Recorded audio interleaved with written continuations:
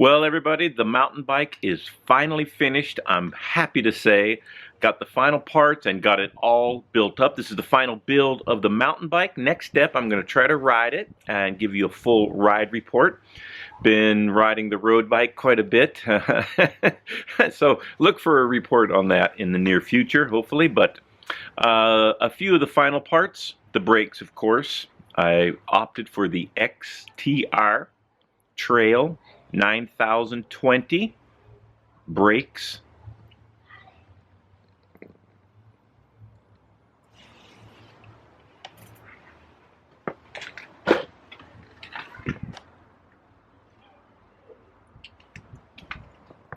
And the very posh Ice Tech XTR center lock Ice Tech rotors. By the way, any bike parts that have ice in the title, I'll probably buy. So, bike manufacturers out there, more ice, please. One thing I'm pretty pleased about is the grips. They are made out of natural cork.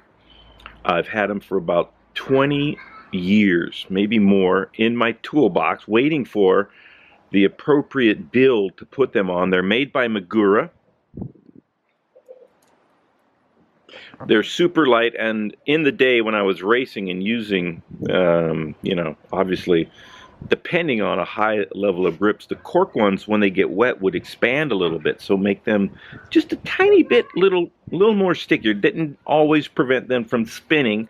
The worst possible feeling in mountain biking is when your grips are not attached to the bars, but I'm not sure how much riding in the rain I'll be doing anymore, so these might be adequate for a long, long time. Saddle, a little bit different. Novus Team Edition from Sella Italia. I'm going to try that out. Tie rails. The corks, like I said, I think is one of the last sponsorship products I have in my possession. So the cost there, just my professional standing within the sport at the time. The saddle was on sale at the local bike shop, just over $140, if I remember. So as long as it holds up, pretty good deal. But the brakes, oh, 600 bones for an XTR pair of brakes. They do look the business, and I hope that's how they work. So here's the final build, everybody.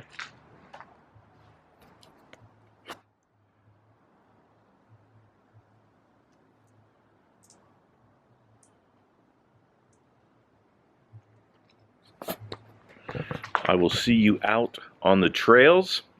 Just give me the high sign, and I will move out of your way as you come flying past me. Thanks a lot, everybody. Till next time.